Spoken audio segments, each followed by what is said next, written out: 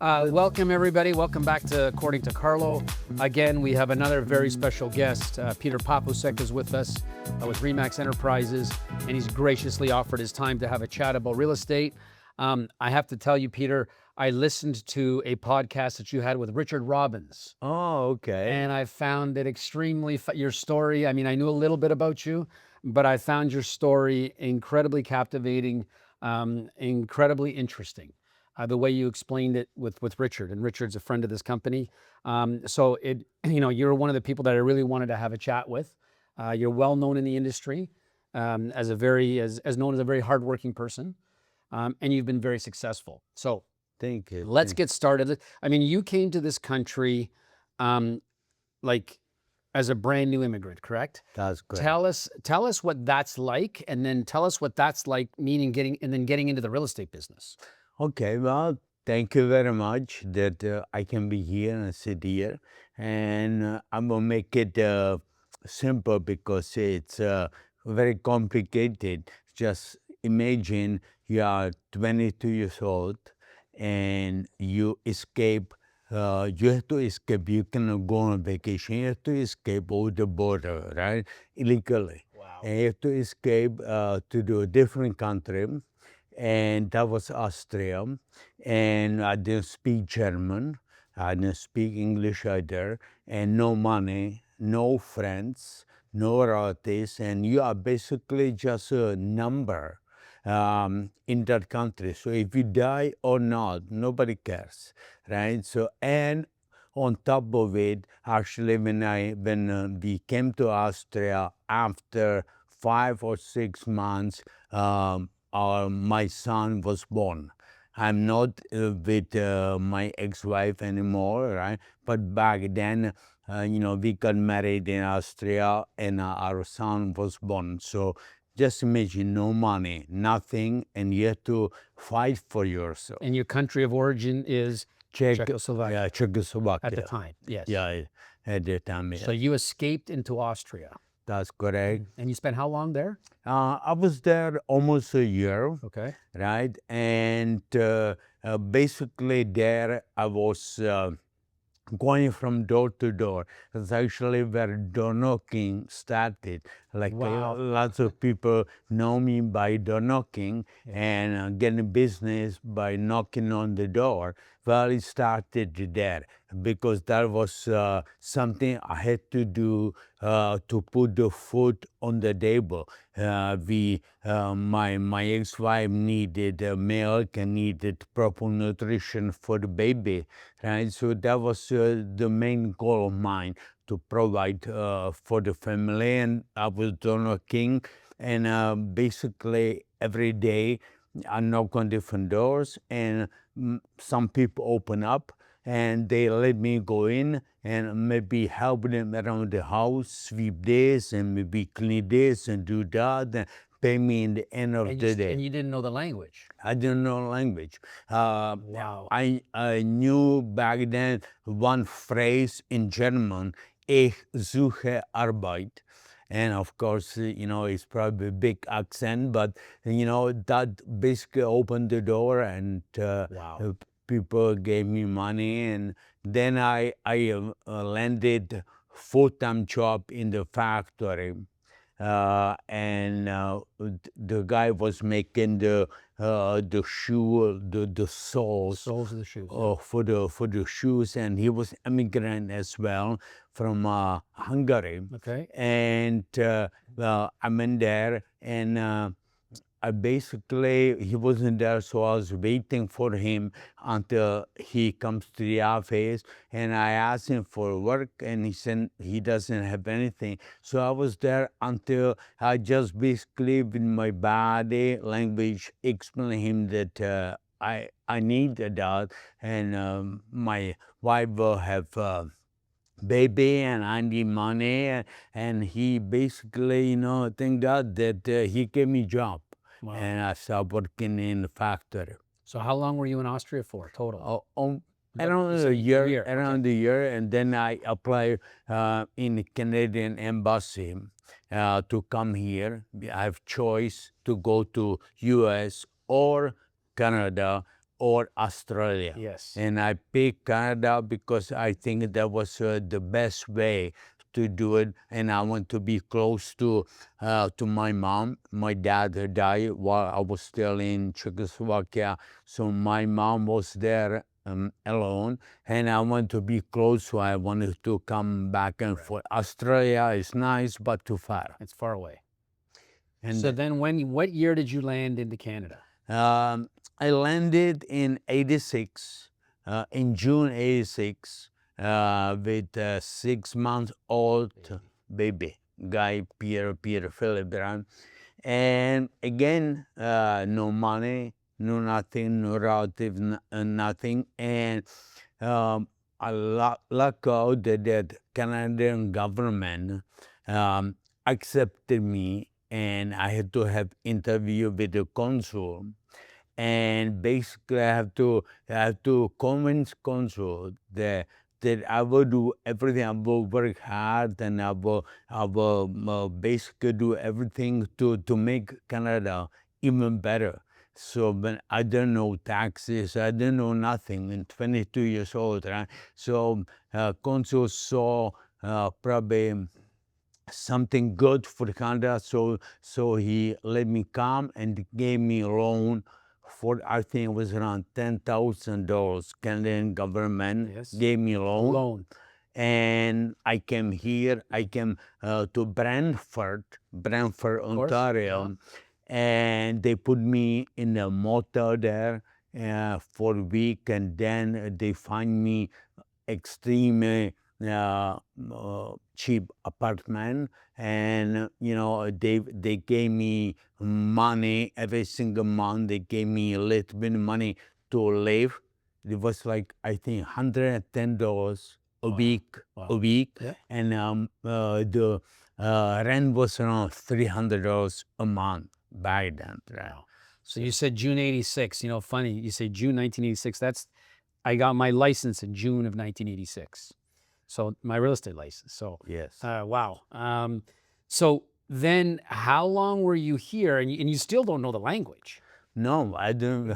Oh no, no So you language. come here. So then, when did you get your real estate license? Well, we stay in Brantford for almost a year, and it was conditional. The Canadian government, I have to go to school and take English as second language. Of course. So I did that, and that's when I learned, how to speak more, and then I knew that basically I didn't escape. I did different jobs back then. I pick up worms, in the evening after the school. I slept in the evening, and then we wake up like 12 o'clock.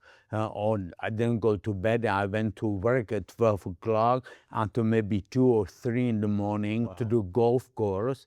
And, I had the light here on the forehead, and two bags by my feet, and I was picking up worms from golf course. Wow. And delivering pizza as well, and cleaning jeans, washing them in the factory, stuff like that. So then I knew I don't want to do that. I didn't really escape to do that. I want to do some kind of, always like people. I wanted to do some kind of business. I didn't want to really end up on the golf course picking worms the rest of my life. Right? So one of my friend, or maybe not friend, somebody I knew, he was Czechoslovakian. He was a real estate agent. So I looked at him and I said, well, probably would like to do something like that. He did invite us to some small party back then, and I just look at him. I said, wow, that's nice, do something like that. So he was doing real estate, so I applied to Sheridan College, I think it was. And so I did my course back then. Of course, English was very poor, so I flunked every courses, right? Right. You did 1, 2, and 3 are Those phase 1, 2, flunky, 3 in those days, right? yes. And then I have to redo it, and Because you couldn't get into phase 2 if you didn't finish phase 1. that's good. You couldn't get into phase 3 until you finished phase 2. That's it. Yeah. So I did it twice, right? Ah, that's okay. That's Everything. okay. And what year was that? That was 89. 89. Okay. January. Actually, it was in spring. It was 88, end of 88, because 89 in January, I started the business. And so that was, I started in 86, had a great time till 89, 90. And then as you remember, things got really nasty in 1990, but you just started, so which was fantastic. You had no bad habits. That's it. I didn't know what's bad or what's good. That's right. I thought it's normal. Yeah, fantastic. So tell me, when you started real estate, tell us a little bit, what do you think that you had as a person, as a human being? What did you have that you don't think other people have, or have, that are successful as you are? Like what is it that did, what were your personality traits, or your Okay. I guess your character that Yes. made you where you are? That's good question. Exactly. You just said that. See, I didn't have really anything what lots of people would think you had to have. I didn't have, English. I didn't have really any clothes. I didn't have any friends. I didn't know anything. But what I have something what I think the most important, the attitude. I have the right attitude. And I did basically follow the motto that failure is not the option. So when I came here, I didn't have any chance to go anywhere else. I couldn't go back home, because if I went back home, they would put me in jail, and they would probably even kill me. Right? So that would be terrible. So I didn't have any other choice but to make it. So I had to do whatever it takes to make it.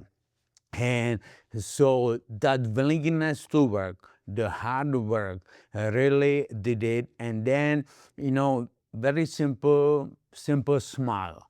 Be honest with the people. Didn't speak English, so I use lots of body language, right? And basically, they saw I'm sincere. I really will do everything in my power to do the best for them, and willingness to work and just be nice and smile and be nice did it. It's remarkable. You had no language, but you passed the courses, and even back then, they weren't easy.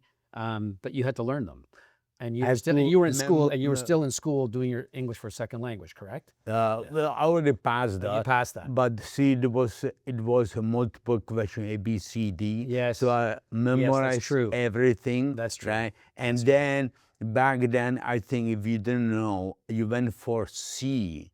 That was the most probable answer. Yes. So if I didn't know, I went for C. So I But phase 3 though was written. It was There written. was some issues with written, and phase 1 and 2 were multiple choice. But Yeah. phase 3 was written. But anyway, It that's was just challenging. it's an amazing story. I come from a family of immigrants, of course, and I think immigration is extremely important.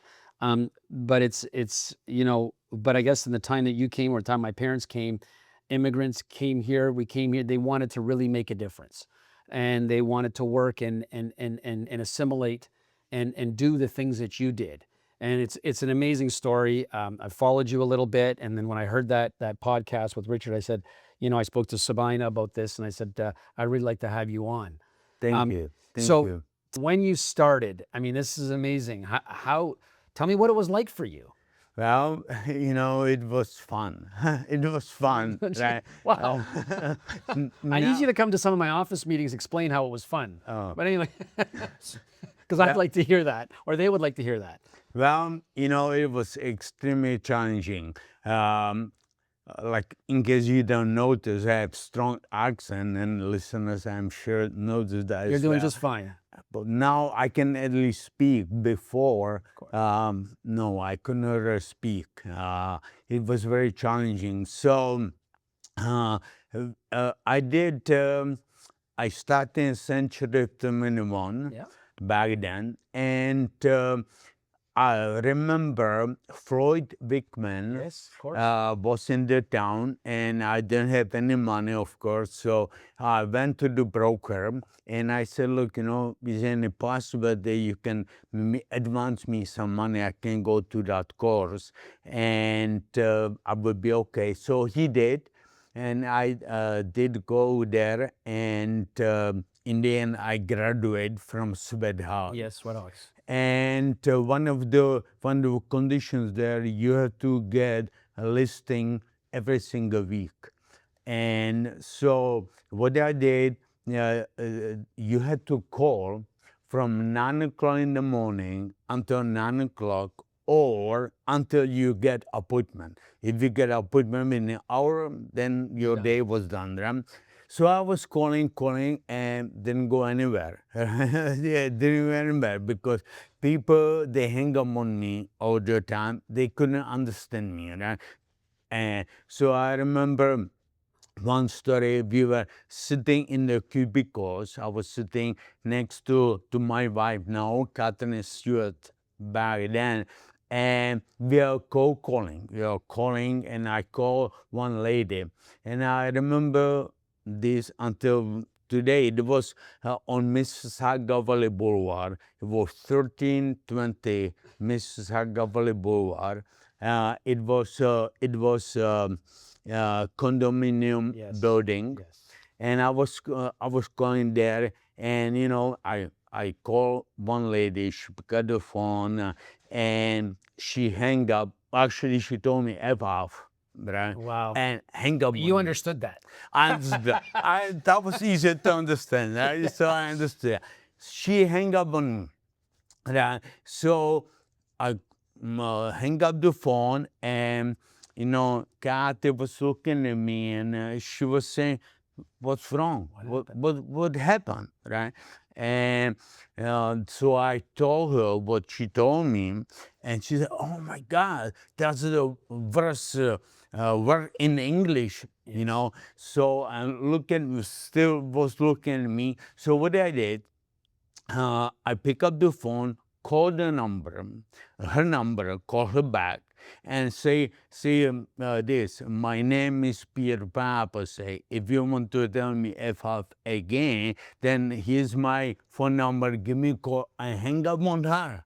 Just for fun, hang up on Wow. her, right? She was probably shocked. Oh, somebody hang up on her. I hang up on her, and I was calling other people, right? Continue, and maybe 2 or 3 months down the road, she called me. She paged me. Remember we had the pagers? Of course. Of course. So she paged me. So I called her, and I went over. I listed her, and Wow. back then 6 points. Of course. Six months, Of right? course. Yes. Oh, I Listed her. remember. Remember. Not even the real estate that I sold it as well, double-ended. Yes. Right? And then I think I did 2 or 3 others in the building Because of that. because of that. This was the woman who originally hung up on you. Yeah. Wow. And told me F off. Yeah, of course. Wow. But I think of on her. I understand. That's awesome. That is an awesome story. So I have many others. I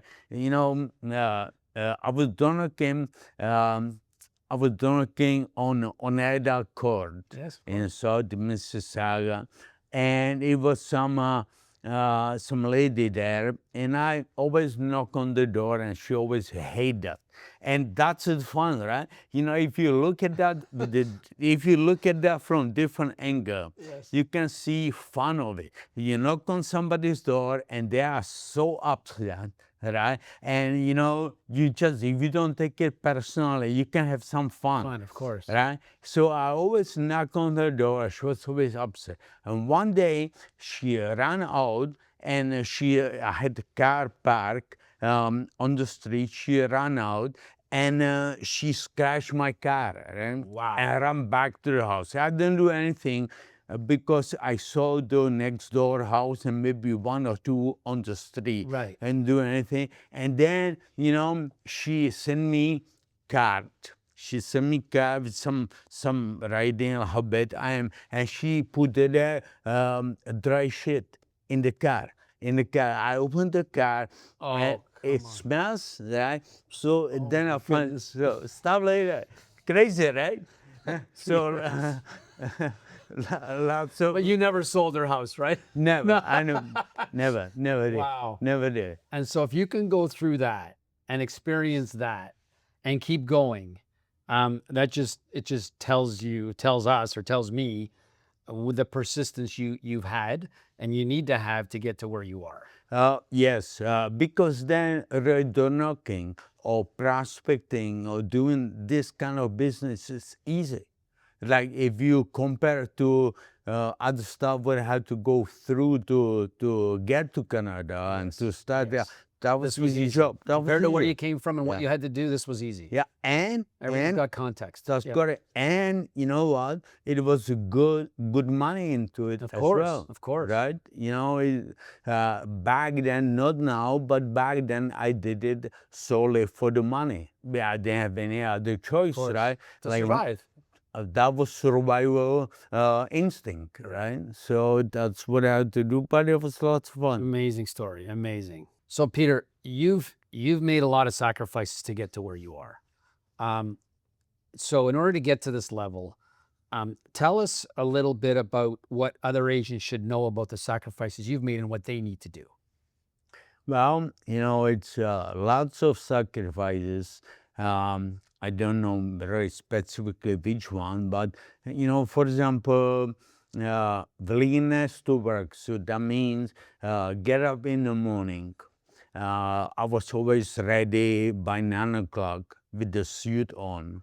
Oh, that's other thing. I know lots of people today maybe don't wear the suits and you know maybe tie or something, right? You know they think it's not important. And people told me in my face back then, they said, Peter, you know, we really cannot understand you, but you must do something good, that you always look sharp and you always drive nice car.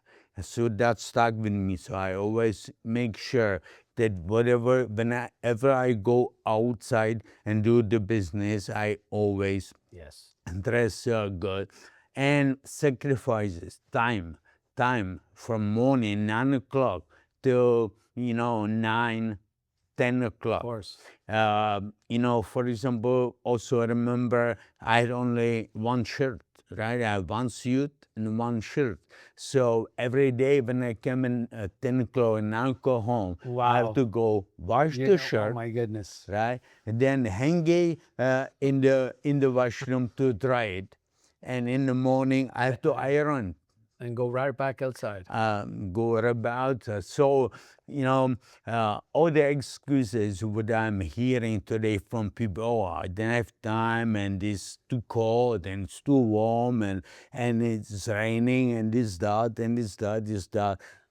I don't know. It's maybe not right excuse. If you want to get somewhere, you have to commit to it 100% and just go for it. And when you and I started, when I was doing deals back in the 80s and 90s, we used to go to people's houses. I'm not sure you do that much anymore. I still do, you still- not as much. Not as much, And, but it was very effective. I don't. And I would want you. I say, Peter, my listing, you're showing my listing. You want to do an offer. I want you coming to my house. Yeah. I want you discussing the offer with my clients. I want them to meet you. Yeah. And as I mentioned to my previous guest, I said, when I first started in 86, my broker would say, the relationship with the co-op agent is so important. And so treat them with 100%. respect and help them get to where they want to go. Yes. Unfortunately, today, I'm not sure that's always the case. So yeah, I mean, the time that we would put in, there were no hours. You'd start in the morning, and we didn't know. I remember going back and forth to Scarborough at midnight, Yeah. 3 times, Yeah. just to make sure I got the Sunbath, acknowledgement. right? I did not want to lose that sign. I didn't want to lose the acknowledgement. I went 3 times. I remember once back and forth to Scarborough at midnight. Yes. So we did those things, and so you would have experienced that. That's why we are the way we are right now, because all this history made us. Yes. Right? But I can't say that I experienced, I grew up here. I was born in Mississauga. I was born of immigrants, but I have no experiences like you. The things that you've been through. I think at the same time, as tough as they were and as dangerous as they were, it makes you a different kind of person. And it's like you said, you put all these things into context. You goes, this isn't tough. That's tough, Yeah. right? This isn't tough. Yes. So it's amazing how, those experiences for you get you to where you are today.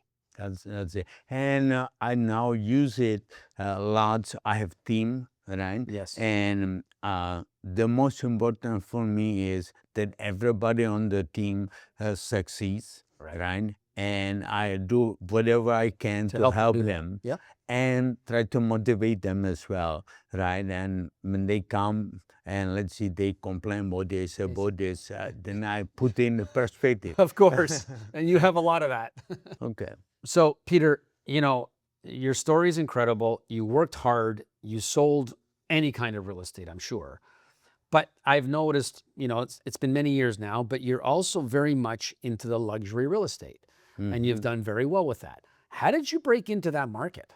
Well, so that was gradually. I remember a long time ago, I sold the house on Gordon Drive in Gordon Woods. And back then it was maybe 870,000.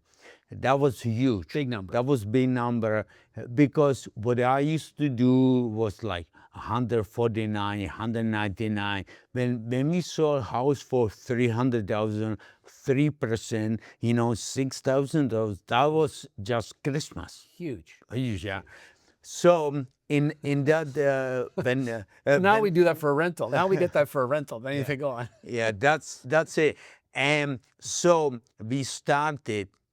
I showed that house. That was my buyer, and we started doing the offer at 9 o'clock in the evening. 9 o'clock in the evening, we usually started the offers back then, course. 9 o'clock in person, right? So we started and we did that offer the whole night. And I remember we finished it. My buyer had coffee and donuts in donut shop on Mississauga Road and Queen Elizabeth Way around 6:30 in the morning, right? So I basically didn't let him sleep. I have son back. I came to his house, knock on the door, wake him up, right? And said, look, I got son back. Let's do it.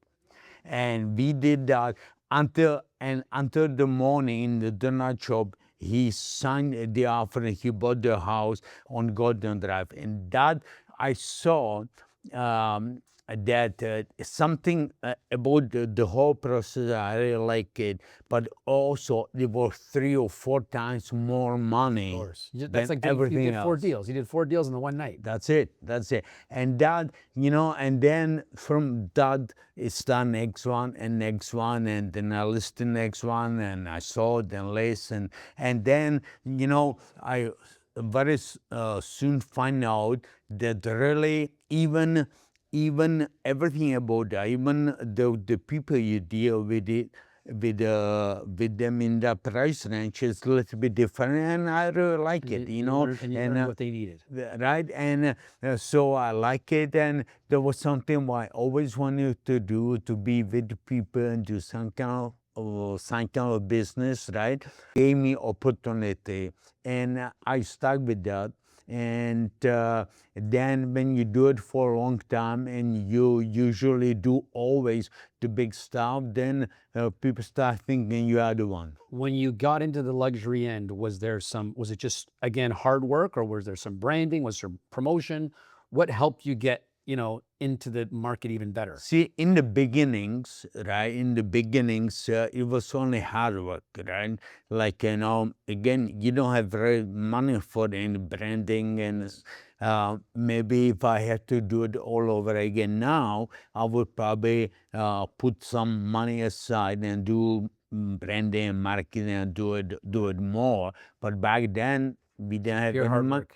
hard work, right? And then, the personality. I think the people, the business owners, they are having luxury houses, when they see value, they pay 5%, right? And when they see you have their back, and you will do Critical. everything for them to succeed, and they trust you. Yes. You know, they give you the green light, Yes. and Do what you have to do, Peter. We trust you.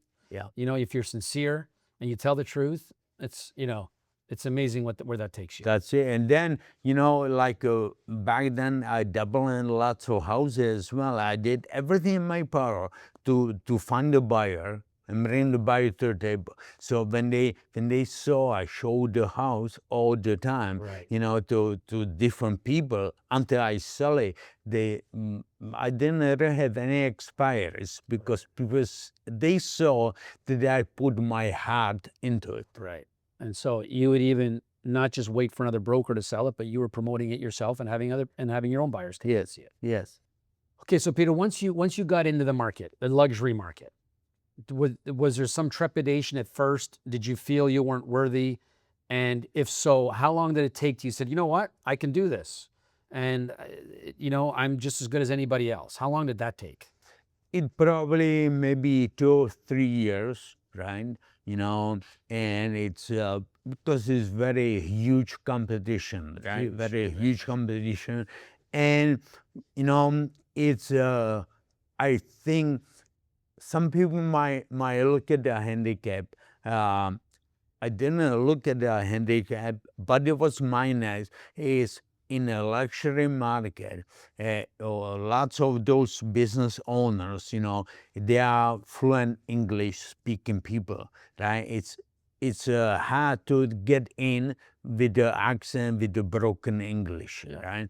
So I think, but then I look at that as the positive. I always, you know, for example, when I did presentation, and I didn't speak English, so people have to really listen every single word, Yes. because if they maybe didn't Got pay attention, distracted. If they got distracted, they they didn't lost understand it. you. Yeah. And I would ask them, questions. So do you know, do you understand it? And you know, if they didn't pay attention, they will lose it and they will feel maybe embarrassed. Right? Right. So I did basically look at that as an advantage. Of course. And plus, lots of people call me, that's the guy with the accent. They remember me by that. That was my brand, You know actually, what? for free. Listen, they may have an accent, you may have broken English, but the sincerity comes through.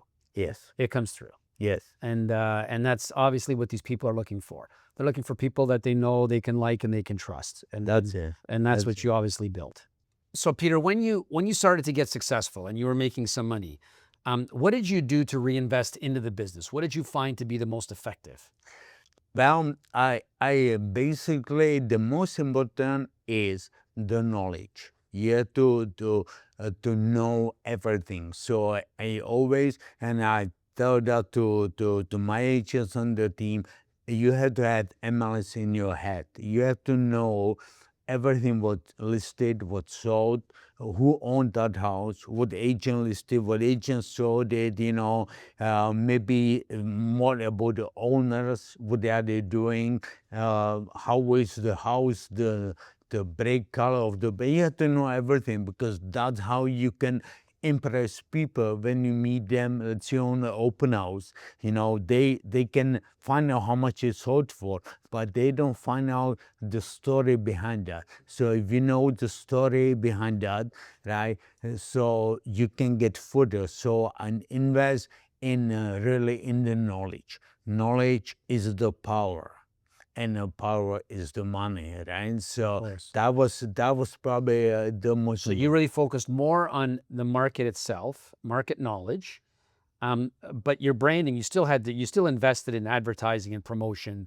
Tell me what that looked like. Okay, then sure. Then we we did some kind of flyers, right? And some brochures, some ads in the newspaper. You probably remember back then it was Mississauga News, Yes, of right? course. So we did. I remember that was my wife who came with when it was recession, bad time. We did up the market and we did half a page in the Mississauga News, because lots of people did call from there, Yes. right? And the flyers, and then then we progress, better flyers, and better colors, and looking nicer and cleaner, and Right. and we are still improving, right? You Always never refreshing. stop Always improving. refreshing. Yeah. Okay. So, Peter, you're well known, or at least I've heard you're well known for your brochures. You invest a lot of money in your listings, and also you also are big on just listed, just sold cards, which is something we used to do many years ago. So tell us a little bit about the brochures and your just listed, just sold cards. Okay. Well, we started brochures from a long time ago. Our first brochures, I remember that Kathy took the pictures, Yes. took the film, get it developed, get the pictures back, and then you glue those pictures on the brochure. Yes. Right? I That remember. was right. I remember. But and then we always make it better and better and better, and more pages, and digital everything. So now I don't want to brag about our house, but we invest lots of time, lots of money to develop nice brochures. We have very detailed brochures with a good photography, and it looks, be it all professionally done, right? The same with the flyers. We do lots of just listed flyers, right? We do both marketing, like online marketing is extremely important right now. Yes, of course. The online marketing, but as well the old-fashioned in print marketing, because lots of people like to look on something, has something tangible, maybe brochures on the coffee table, maybe flyer. Even if it comes to their house and it goes to the blue box, Yes. that second, They still looked at when it. they look at that, There's Peter. that's it. That's it. Yeah. So that's still, they have to go to the computer to go several steps to get there. But this flyer is in front of them, right? So we perfected, right? So we have, we studied, we have professional people. They really give us lots of advices. They lay everything, course. right? So now it actually does a job. We do sold ones as well. Right. And we have special flyers for the door knocking, right? So we spend as well lots of money for the brand and marketing. So you take today's technologies, but you perfect them with some old ideas, or the old traditional ideas, which is still getting in front of people. The just listed, just sold, the brochures. Um, so it's interesting, but you do them with today's quality, today's technology. Yes. But there's still some basics there, right? It's still getting 100%. in front of people. It's still talking to people and handing them out and getting them to recognize That's that it. that keep pounding them on the just listed, just sold. I think we don't see them as much anymore, at least not in my mailbox. But you're right. I mean, I'm in the business. Now, maybe I look at them more because I'm in the business, but you're definitely right. They might go in my blue box, but I definitely look at them. And you said, I don't see them too much in the mailbox. That's good, actually, because then when we send them, we Yes. send out more. Yes. Because yes, in the mailbox, you have maybe 2 or 3. That's it. Because and then and it's become very expensive. It's not cheap. And if you don't have the resources to do that, then that's why we don't see as many, and we don't see them consistently.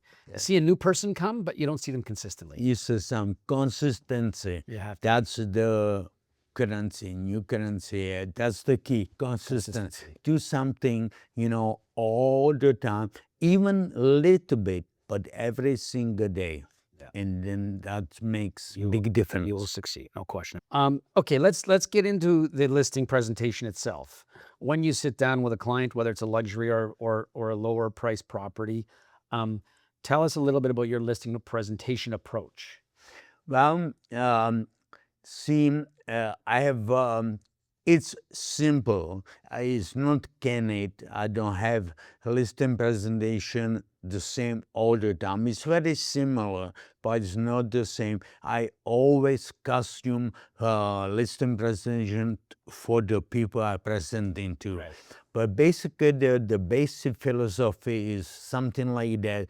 I tell them that in this story of selling the house, in this journey, selling the house, buying the house, something, they are basically the hero of the story. And I am the guide. I guide them through everything to make sure they go through everything the right way, get the best return on their investment. That's like the basic philosophy, and show them from the beginning that they are the one, the most important, and on the table, and I will do everything in my power to get them what they want to achieve. I will have their back.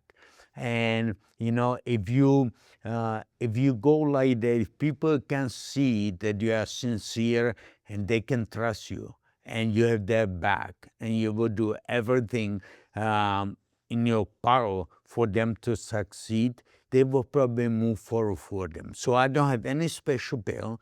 People will think that I have some dynamite presentation. I say some crazy stuff. No, I'm just myself. It's knowledge and sincerity. So Peter, that's an amazing point about making the client the hero, you call it. Um, Fascinating, because I think a lot of times people would present themselves and they make themselves sound like they're the hero, the agents, and the client should be, lucky they're here. Whereas you make the client feel that, you're lucky to be here. So is that kind of what I'm hearing? Yeah, and that's probably the one of the biggest differences why the agent, like, I love to compete over the years. I Of compete course. on hundreds of listing appointments, and basically, to your point, that's why many agents lose it, because they talk about themselves. They talk how good they are, number one they are, and this. The customers, clients, owners, they don't want to hear that. They want to hear what you can do for them and how are you going to do it, Right. right? And knowing that you work with them. So when the agents start talking about themselves, how good they are, it maybe it doesn't go too Doesn't far. go over well. They lose them. They might lose them. Always tell them what does it mean to them. Right. Okay, maybe I will do this and this and this, and because of that, that's what it means to you. You will get this and this because of this. Okay. So that's, it's so true. I sometimes I think a lot of really good agents or some agents can talk themselves right out of a listing. Mhm. Because again, that lack of sincerity may come out and people can see right through that. Yes. So obviously you've been very effective with that. Okay. So Peter, you and I went through, I was a little before you, but you and I went through the 90s. And so it was pretty challenging. At least you didn't know any better. I knew better because I went through the late 80s and I sold, like I said, I was in fourth year university and I sold 60 condos on Canniff Crescent. That's crazy. Yeah, That's it's great. crazy. So I thought I was 22, 21, 22, 23 years old. I thought this is easy. Life is easy. This real estate business is a joke. And then 1990 hit. So you and I have been through the 90s. We saw what would happen. Tell us about today's market. How does it compare to then, or does it? And what are you doing about being in today's market? Well, I think today's market is actually easier than it was before. Lots of people might think how difficult it is, and I don't think it's very difficult, right? And see, I have the team right now, and so I coach and mentor the people on the team. They coach themselves, Richard Robbins as well, right? And I'll always say, look, you have to just keep going. You have to have the right attitude. And I always say that market is between your ears, right? 100%. Because when you, listen to some news or some media, everybody's saying how terrible it is. It's almost end of the world. It's over, right? But it's not, right? So, the best way is to just have focus. Don't listen to anything You and I anybody don't control just the go. you and I don't control the market. We can just work with the market. Yes. And there's always people buying and selling, as you know. Yes. The sales aren't zero. And so just go and get your share of them. That's Yes. what I tell people all the time. Yes. So it's the attitude. You're 100% right. It's how you look at it and how you close out all the other noise that's out there. Yes. Yeah. Okay, so Peter, let's close this out. What is it that I can ask you to share to the people listening? Because a lot of realtors are going to be listening to this. And what is it that you can share about your story that you would want them to know for their own benefit and what they can do? Yeah. So probably to be very positive. That's extremely important. Stay positive, stay sincere, be yourself, authenticity, smile. And I always say, if you're under hell, keep walking because it will always get better. It always change. Just to stay with that, and do every single day in the morning, wake up with the right attitude and be glad what you have. Because you wake up in the morning, that's great. That means you can go your life, you can go to work. People complain about taxes. Well, be glad you are paying taxes because that means you are making money. Of course. People are saying, well, the gas is too expensive. Well, be glad that you have car. You can put the gas there. Right? Everything has perspective. So verify before we finish. So, for example, the willingness to work or do something.